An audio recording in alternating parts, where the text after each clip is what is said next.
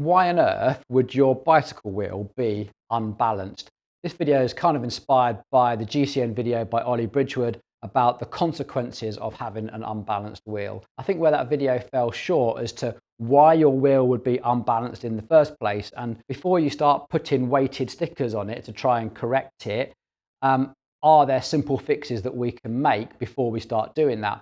This video comes from our experience in a bike workshop when people come into us and complain about something being weird with their bike, and we can see that imbalance in the stand and what are the steps that we go through to try and fix them. Because I honestly believe that if you fix these simple things, then you're probably 90% of the way there to a well-balanced wheel. This video is going to be in like 3 parts. The easy stuff that you can go and check in your shed, in your garage right this second. The harder stuff that you might need a bike shop for, and then the really hard stuff that you actually might need a warranty department for or a real specialist to help you with. So starting from the very top, the most common cause of a wheel imbalance is actually your tyres. People come in and complain to us that something feels wrong and they're spinning their wheel, they can see everything shaking around. Very first thing we start to look at is the tyres, and there can be loads and loads of reasons before we even get onto tubeless sealant.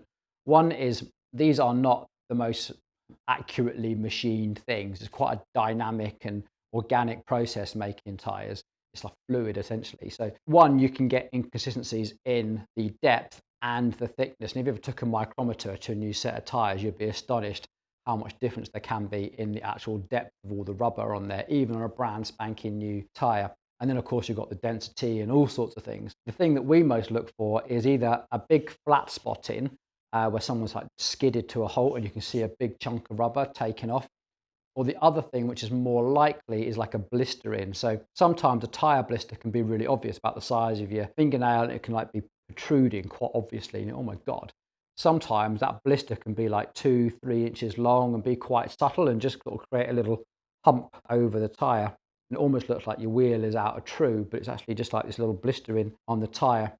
Now, by elevating something by a millimetre or something, you've then got part of the wheel that's travelling faster, centrifugal effect and everything, than the other part of the wheel, and that creates like an egg-shaped profile, which can definitely feel like your wheel is out of balance. Well, it is out of balance. It's just not out of balance because of weight.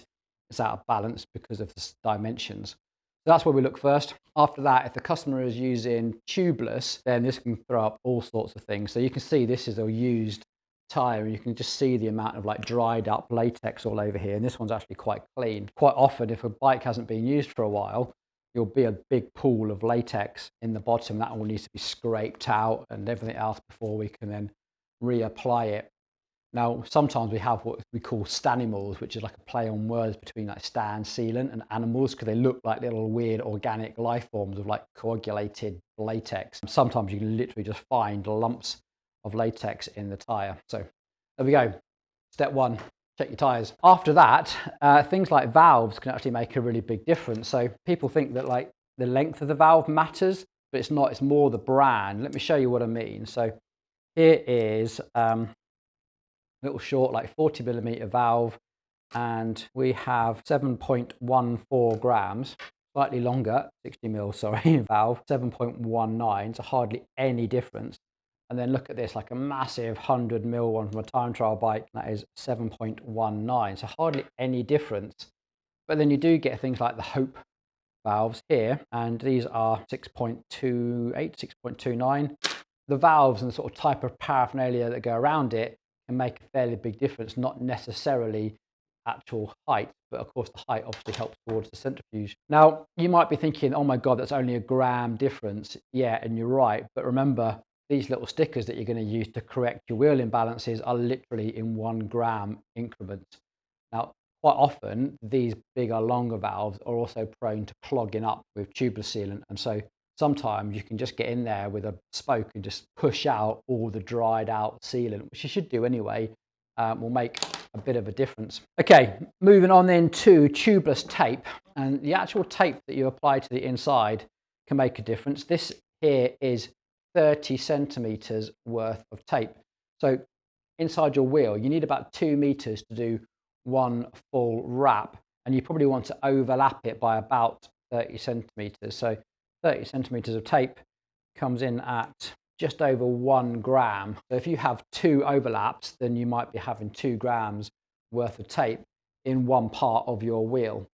And you might get that because you might need to do multiple wraps of tape. So with a wheel like this, which is hooked, you might only do 1 wrap, but sometimes you might want to change the fit. So if you've got a really loose fitting tire, you just can't get pumped up, tubeless, then an easy fix is to put another layer of tape in there and take some of the volume out and improve the fit. Again, this is probably more common in hookless designs where you need to adjust how many layers of tape that you have to achieve that 6mm depth, which means that you might sometimes have 2 lots of 30cm overlap.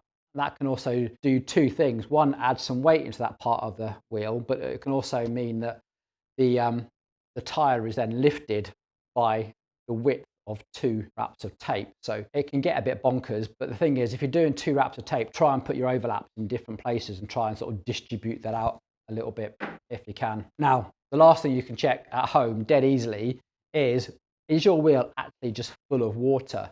You see, when carbon wheels really became popular, we never used to put a pressure relief hole in it until they started to blow up. And what was happening was that as we were pumping our tires up, sometimes air would get past this tubeless tape, get into the valve holes, and then be sort of stuck in this chamber here. And you could be merrily pumping along, especially with the compressor, so it wasn't coming out the valve holes as quick. And next thing you know, like, the sidewall would just blow out. So after that, they started to put little holes like this, and I bet you if you go and look at your wheel, you'll find a little pressure relief hole somewhere. Problem with that, especially here in the UK, is on really wet days that can fill with water. Maybe not from riding. The biggest culprit is actually if you've got your bike on the back of a car or on the roof of a car.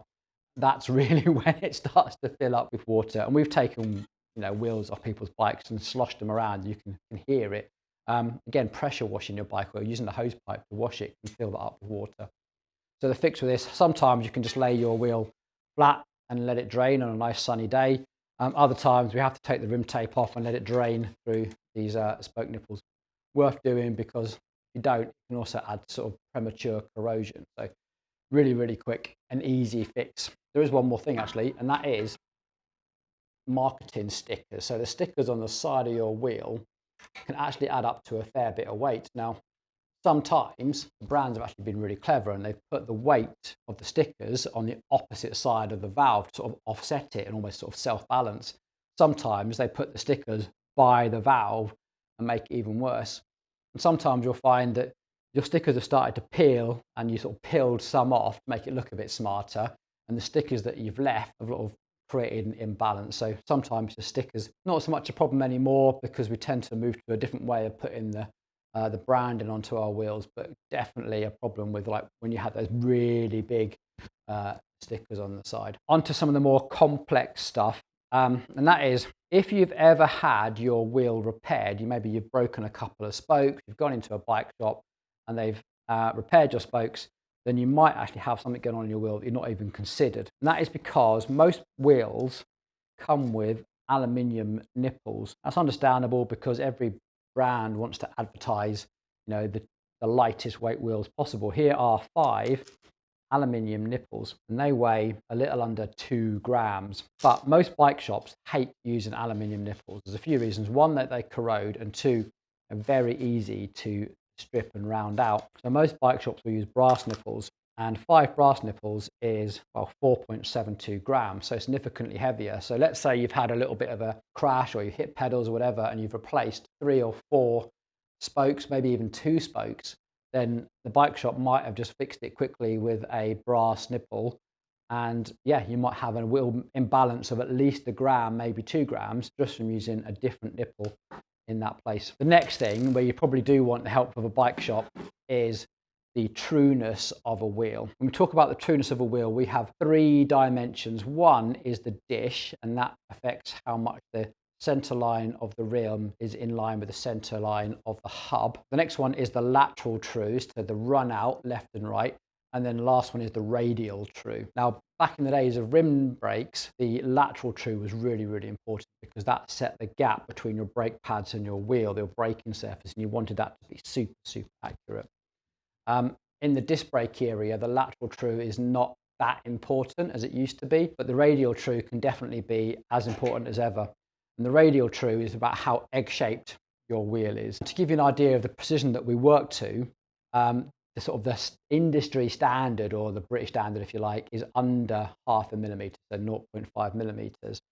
When our apprentices have to go for their assessment, they're assessed to build a wheel to 0.2 millimetres radial.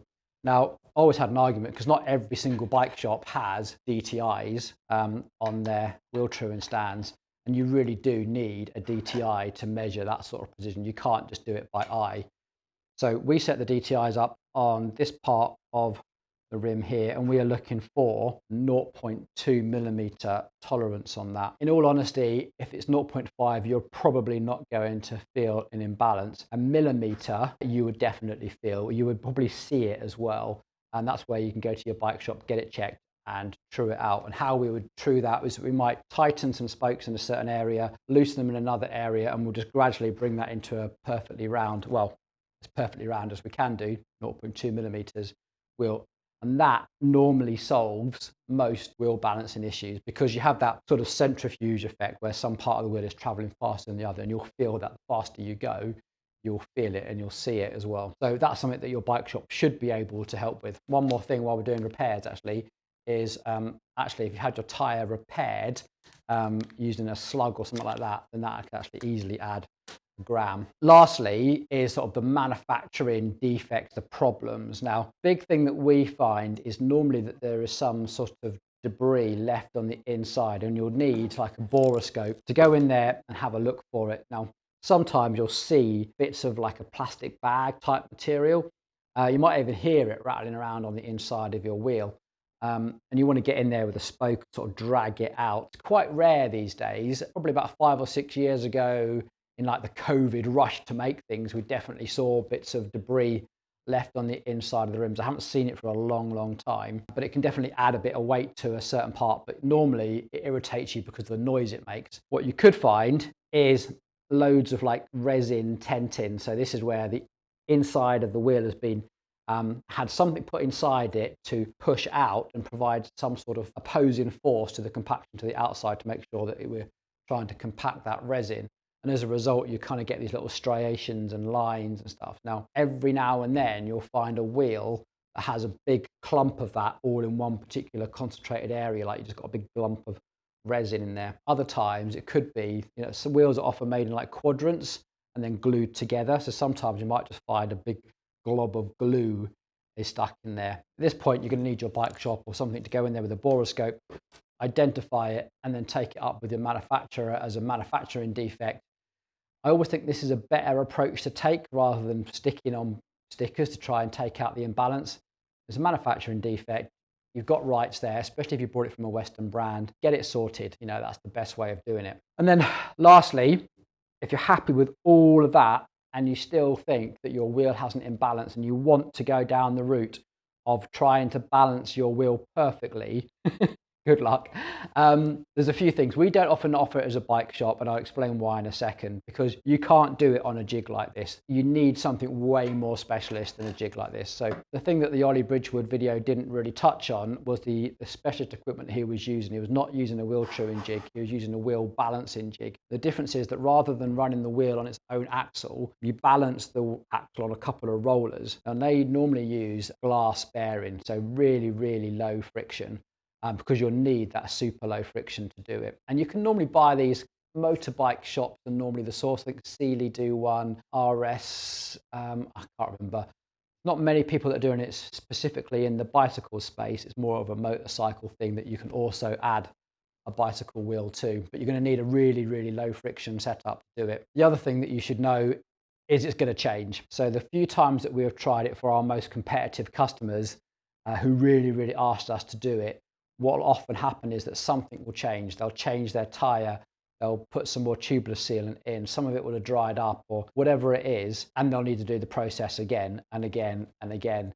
As a bike shop, it's always fairly challenging to offer it as a service without having necessarily people come back and return it that needs doing because something else has changed. The tyre's worn out a little bit or it's flat spotted in a certain area. You get the idea. It's very hard to back up with a really good warranty service unless you've got really good understanding customer that understands the dynamics of the situation. But give it a go by all means, but don't expect to be able to do this in your bike or on a wheel-truing stand.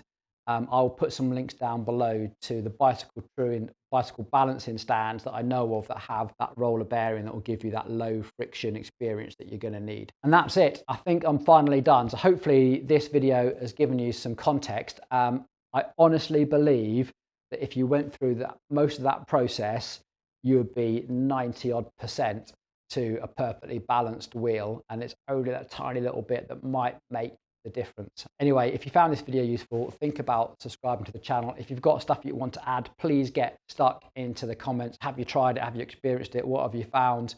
Get down there. People are really interested to hear what you've got to say. Right, I'm done. Well done.